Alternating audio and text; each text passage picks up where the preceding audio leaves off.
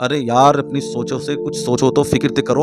अल्लाह पाक ने जो तुम्हारी हमारी खोपड़ियों के अंदर इतना सब भेजा रखा है, उस अकल से कुछ काम ले रहे हो या नहीं? सिर्फ और सिर्फ नबी के बुग़्ज़ में, नबी की अदावत में तुम इतने आगे बढ़ चुके हो कि नबी की शान को ऐसे घटाने की कोशिश कर रहे हो जैसे अल्लाह पाक ने उनको कुछ अता ही नहीं फरमाया। नाउज़ु बिल्लाहि मिन ज़ालिक। कलमा उनका पढ़ते हो, खाते उनके नाम का हो, सब कुछ उनके नाम का। अल्लाह अकबर। फिर भी तुम अपने दिलों में उनका बुग़्ज़, उनकी अदावत अल्लाह अकबर रखे फिर रहे हो। तौबा करो अल्लाह से।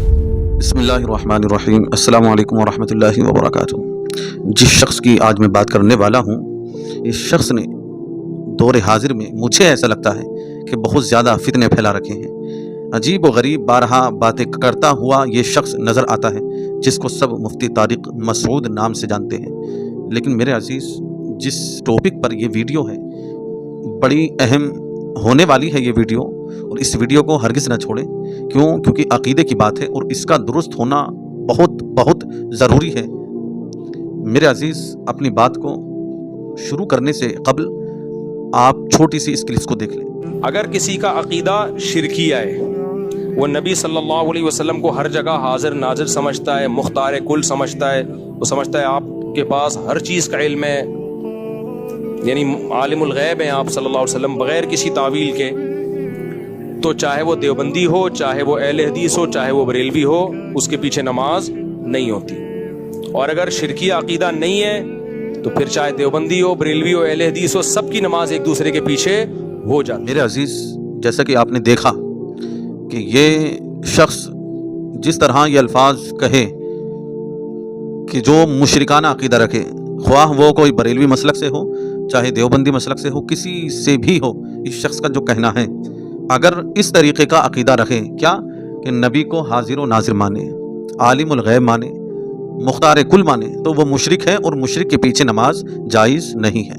अल्लाह अकबर। मुझे ताज्जुब यूँ होता है कि इन लोगों के दिलों में आज भी अल्लाह अकबर नबी की अदावत, नबी का बुग़्ज़ लिए हुए ये लोग फिर रहे हैं।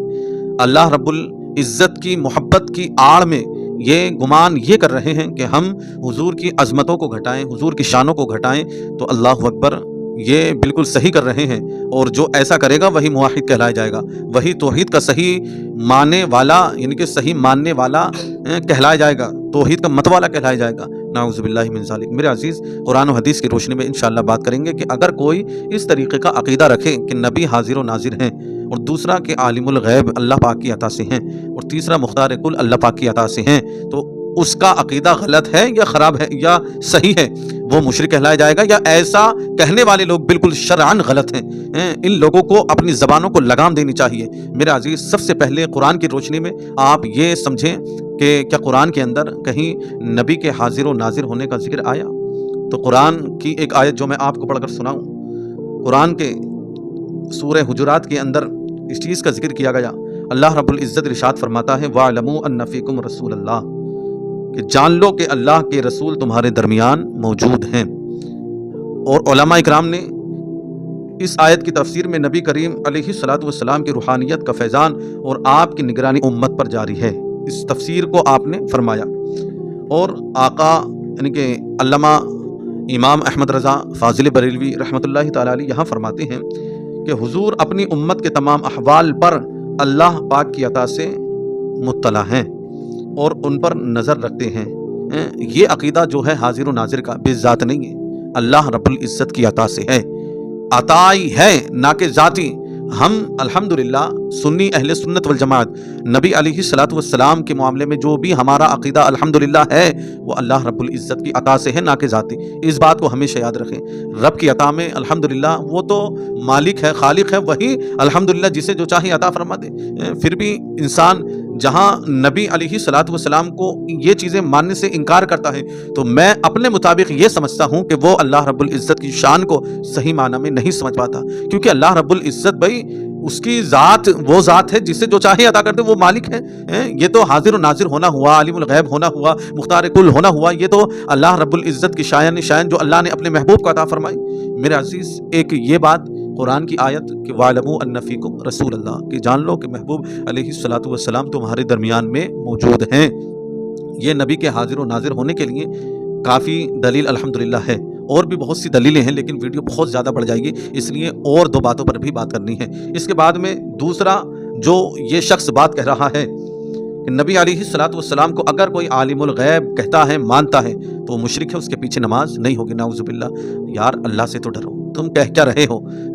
تم اپنی زبانوں پر لگام کیوں نہیں دے رہے؟ اپنی زبانوں کو اتنا کشادہ کر دیا کہ تم اپنی زبانوں کو اللہ اکبر نبی کے ٹکڑوں پر پل رہے ہو، نبی کے ٹکڑوں کو کھا رہے ہو، اللہ اکبر، تب بھی نبی علیہ الصلوۃ والسلام کی شان میں تم کمیاں تلاش رہے ہو۔ کبھی قرآن کی یہ آیت نہیں پڑھی، وَرَفَعْنَا لَكَ ذِكْرَكَ، محبوب ہم آپ کے ذکر کو بلند کرتے چلے جائیں گے، یعنی کہ آپ کا ذکر ہر لمحہ بلند ہوتا ہوتا چلا جائے گا، اور الحمدللہ ہو رہا ہے، چاہے گستاخ رسول کسی بھی شکل میں ہو، لیکن الحمدللہ محبوب علیہ الصلوۃ والسلام کی شان نہ کل گھٹی تھی، نہ آج گھٹی ہے، نہ انشاءاللہ کبھی گھٹے گی، الحمدللہ۔ تو نبی علیہ الصلوۃ والسلام کو اگر کوئی عالم الغیب کہے، مانے اور عقیدہ اس کا ہو، اللہ پاک کی عطا سے، عطائی بذات نہیں، عطائی، الحمدللہ۔ تو قرآن اس کے معاملے میں کیا کہتا ہے؟ قرآن کی آیت عالم الغیب فلا یظہر علی غیبہ احدا الا من ارتضی من رسول، سورہ جن کی آیت 29واں پارہ ہے۔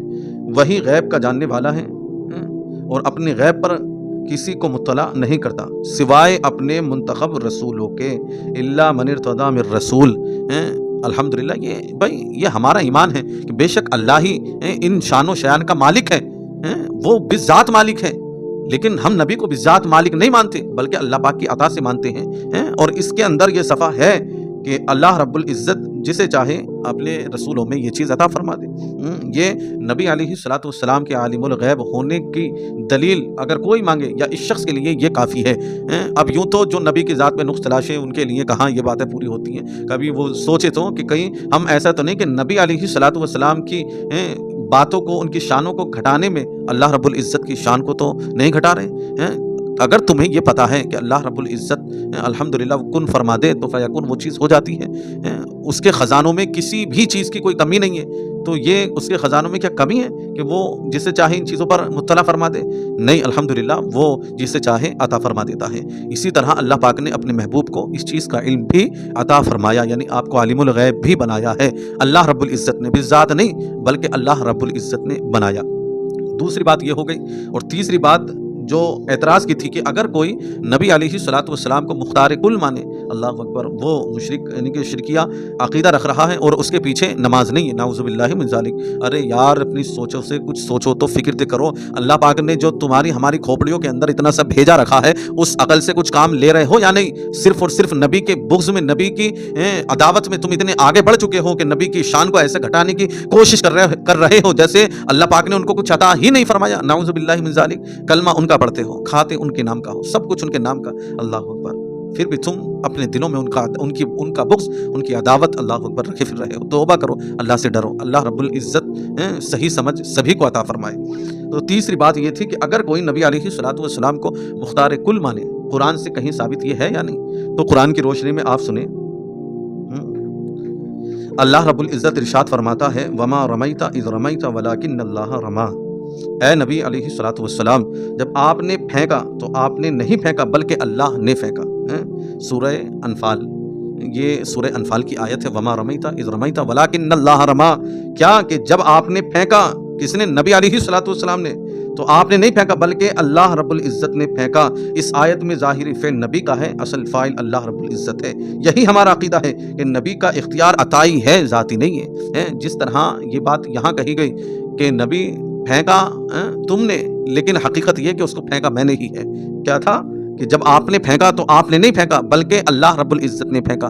یہ یہاں پر کسی واقعے کا ذکر ہے، انشاءاللہ بات بڑھے گی، اس سے قبل صرف اتنی بات کو آپ سن کر یا آپ وہاں جا کر پڑھ سکتے ہیں۔ میرے عزیز، اللہ رب العزت نے یہاں پر محبوب کے کرنے کو اپنا کرنا کہا ہے، تو میرے عزیز یہ کیسے ہو سکتا ہے؟ ہمارا عقیدہ الحمدللہ یہی ہے کہ اللہ رب العزت کے فضل سے نبی علیہ الصلوۃ والسلام ان ساری چیزوں کو جانتے ہیں۔ اللہ پاک نے آپ کو حاضر و ناظر اور رہا عالم الغیب ہونا، وہ بھی بات آپ کو بتائی گئی، مختار کل ہونا ہم اللہ پاک کی عطا سے مانتے ہیں، بذات نہیں مانگتے۔ الحمدللہ، اگر کوئی اللہ پاک کی عطا سے یہ عقیدہ رکھتا ہے الحمدللہ، تو اس کے پیچھے کوئی یہ کہے کہ نماز نہیں ہونے کی، اللہ اکبر، تو وہ اپنی زبانوں کو لگام دے اور توبہ کرے۔ کیوں؟ کیونکہ نبی کی شان کو اللہ اکبر وہ گھٹانے کی کوشش کر رہا ہے اور ان سے محبت کرنے والوں کو مشرک کہنے کی کوشش کی جا رہی ہے، اللہ اکبر، تو وہ اپنی زبانوں کو لگام دے اور قرآن کو صحیح معنی میں سمجھنے کی کوشش کرے۔ آخری مثال میں پیش کر دوں، جو انسان یہ سمجھتے ہیں کہ اللہ رب العزت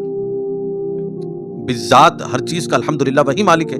वो जो ये समझते हैं कि अल्लाह पाक ने अपने महबूब को ये शान अता नहीं फरमाई, भाई अगर कोई ऐसा अक़ीदा रखे तो वो बातिल है। नाउज़ु बिल्लाहि मिन ज़ालिक। अरे तुम पहले रब की शान को समझ जाओ, रब्बुल आलमीन की शान को समझो तो, कि रब्बुल आलमीन ने अपने महबूब अलैहिस्सलातु वस्सलाम को ऐसी शान अता फरमाई है।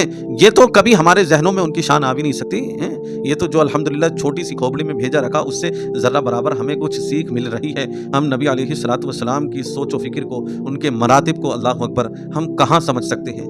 हकीकतन सिवा रब्बी, ये महबूब अलैहिस्सलातु वस्सलाम ने फरमाया था कि मेरी हकीकत को मेरे रब के अलावा कोई नहीं जानता। अल्लाह पाक सबको और मुझको भी नबी अलैहिस्सलातु वस्सलाम की अज़मत समझने की तौफ़ीक़ अता फ़रमाए, नबी से सच्ची मोहब्बत अता फ़रमाए। मेरे अज़ीज़, बातें